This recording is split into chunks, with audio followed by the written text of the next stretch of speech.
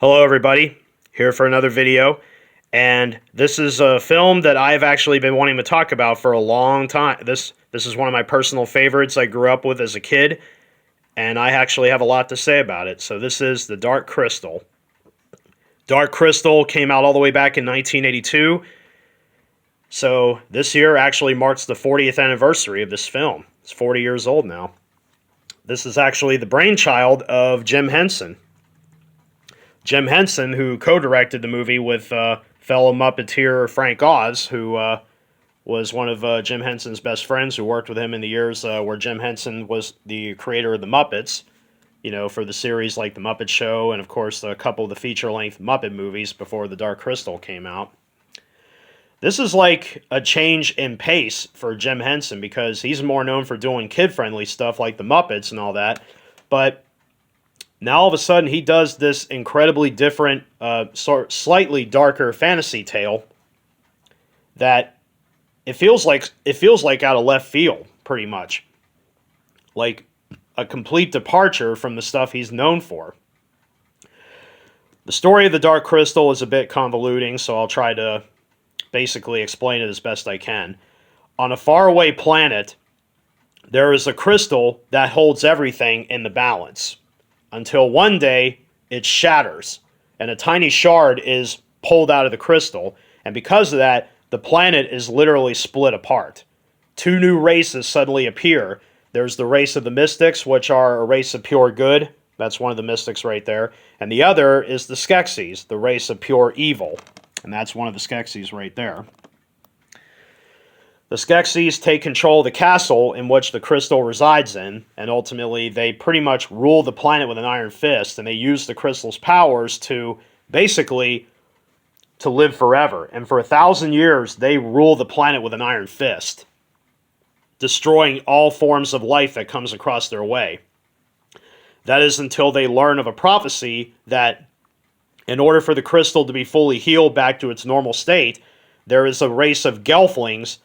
They are the only ones capable of healing the Dark Crystal. And because of this prophecy, the Skeksis pretty much just exterminate every last Gelfling on the planet.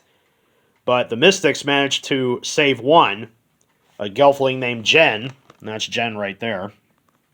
And he is literally tasked with hunting down the missing shard and restoring it to the crystal to put the planet back in order.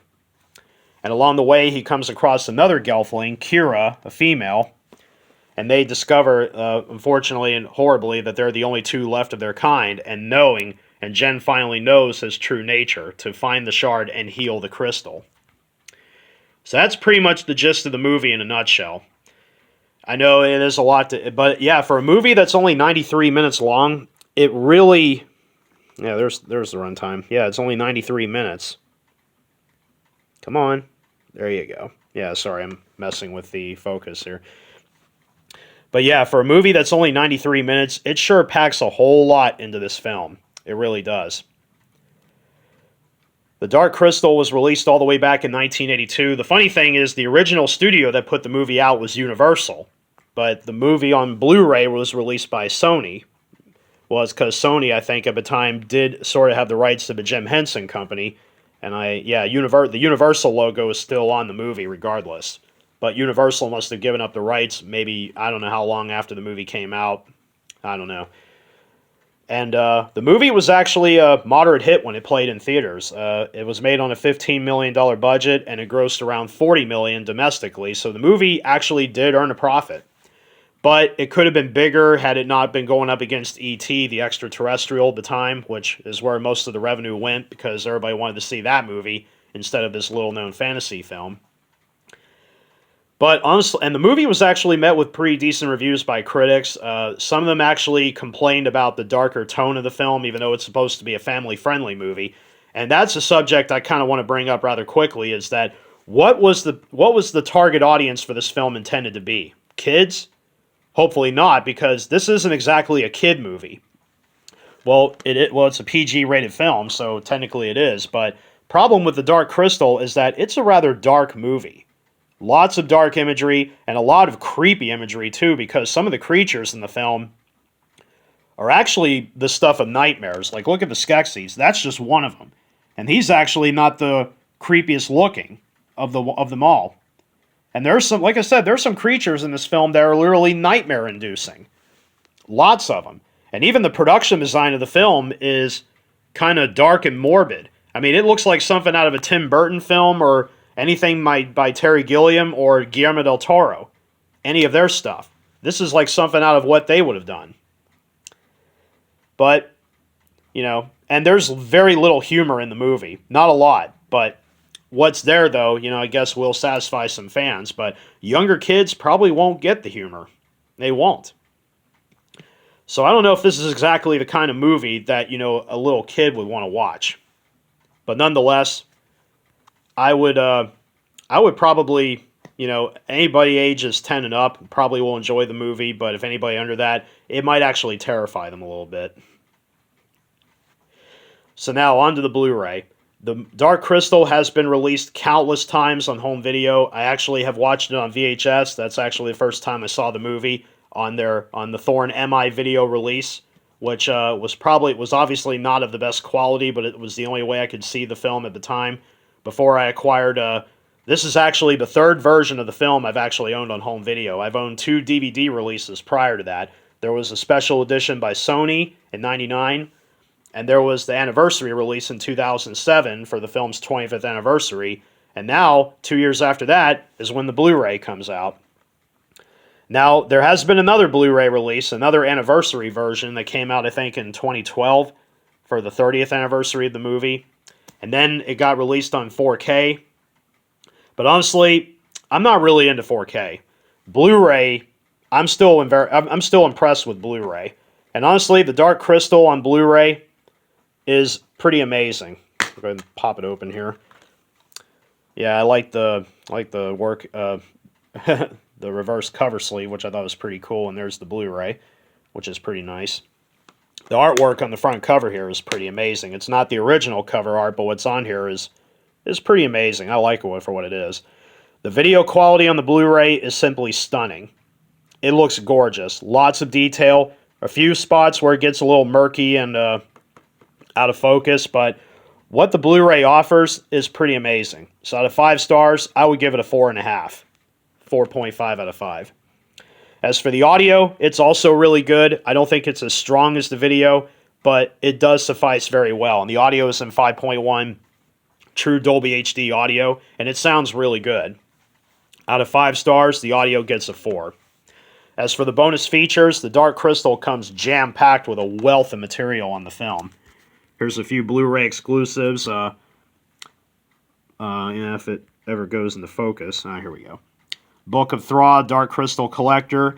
It's basically like it's pretty much like a scavenger hunt looking for certain items. Crystal Challenge Trivia, Skektex Crystal, yeah, it's kind of hard to say. Skektex Crystal Challenge Trivia game. It's basically a trivia game that plays during the movie. Picture-in-picture storyboard track that plays.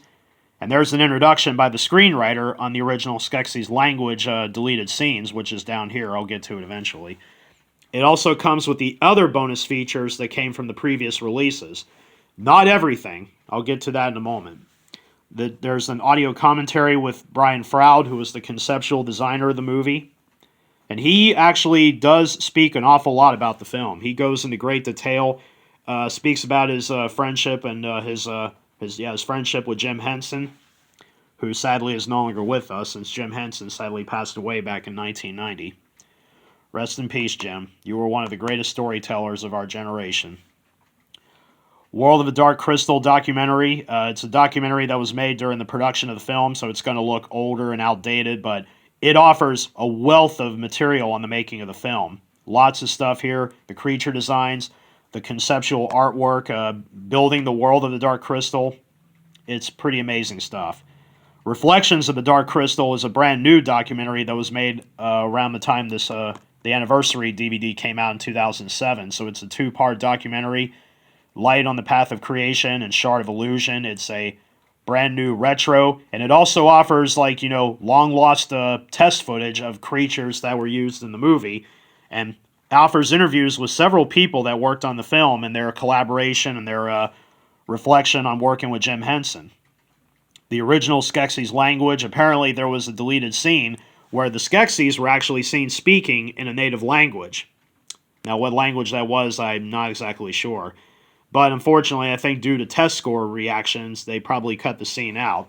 Probably for pacing, I don't know. There's also test scenes of creature work that was used in the movie, and deleted footage that was ultimately forced to cut out, probably for time running and limitations and whatnot. There's also the BD Live enable capability, which, by the way, BD Live is no longer functioning. So for anybody that has any Sony Blu-rays or still has this one in particular, the BD Live thing doesn't work. Out of 5 stars for the extras, I would say 4.5. 4.5 out of 5. So, now that I've talked about the movie, I'll talk about my personal rating here in a bit, but there's a couple other things I want to bring up too. Here is the soundtrack on CD for The Dark Crystal, the 25th anniversary back in 2007. And this CD of The Dark Crystal is very rare. It's not an easy one to locate, so I was very lucky to find this one for as good a price as I could find it.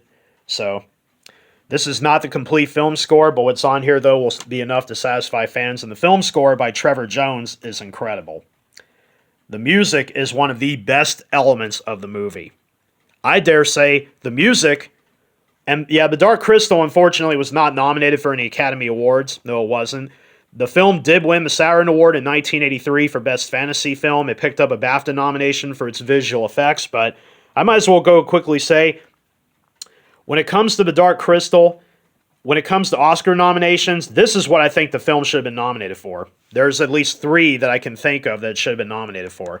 It should have been up for visual effects, production design, and Best Original Score.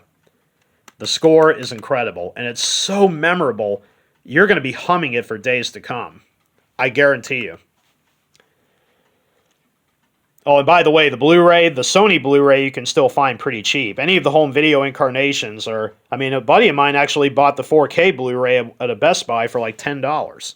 So if you want to get it, that's perfectly up to you. I mean, you can get the movie pretty cheap anywhere you go. The CD, on the other hand, unfortunately, you can't. Unless you're lucky enough to find it for a cheap price on eBay, I don't know. But that's the only CD I could personally locate of the movie. And I have something else here. I have a comic book adaptation of The Dark Crystal by Marvel. It came out the year in 1983, the year after the movie was released, and this is basically pretty much the movie on comic book form. Yeah, the characters are done a little bit differently. Yeah, there's also advertisements, but yeah, the characters are done a little bit differently than than what you see in the movie. But what's there though is it follows the movie pretty well. Like, yeah, that's Aughra's home, the sorceress in the movie. Yeah, that does follow the movie pretty well. And yeah, Aughra, yeah, she kind of freaky. Yeah, right here, that's more like what she looks like in the movie. So yeah, that's like I said, that's pretty amazing what they've done here. And the artwork on the comic book is pretty impressive. It is amazing to look at. Yeah, it's got a crease on the front. Yeah, the comic is of age. And by the way, shout out to Will, my buddy, for lending or giving me this. Thank you, by the way. Gave me tons of comic books, not just ones of The Dark Crystal, but I also have adaptations of other movies, which I will get to eventually in later videos. And there's one final thing I want to say about The Dark Crystal. My personal opinion, I want to say this movie must have had some kind of influence on Final Fantasy. Because some of the Final Fantasy games, well, some of the earlier ones before the PlayStation era, some of them focused on crystals.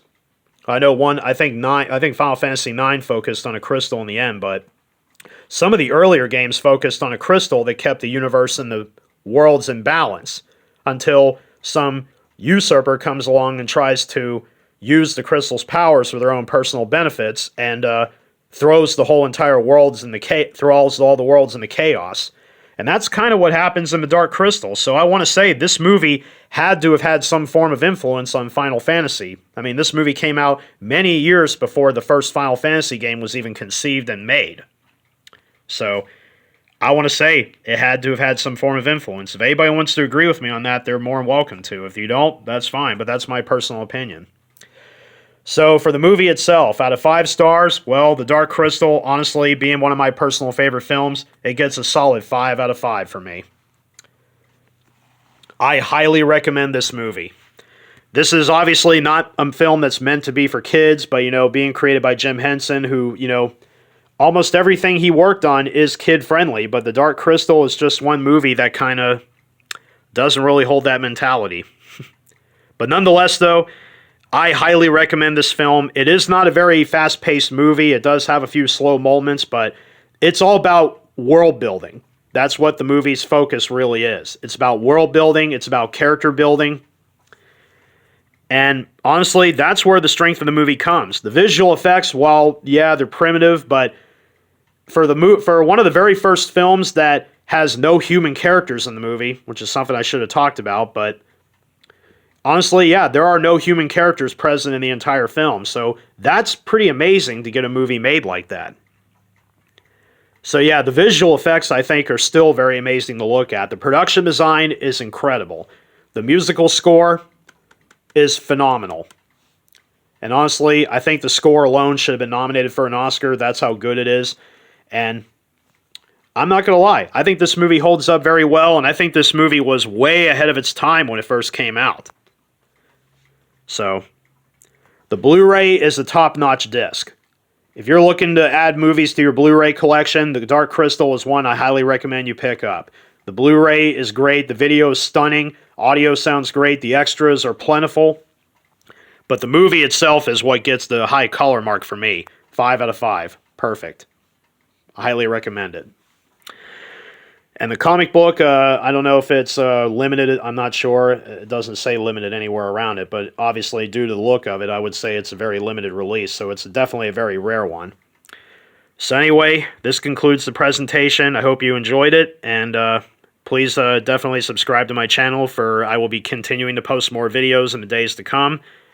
So until then, take care and be safe.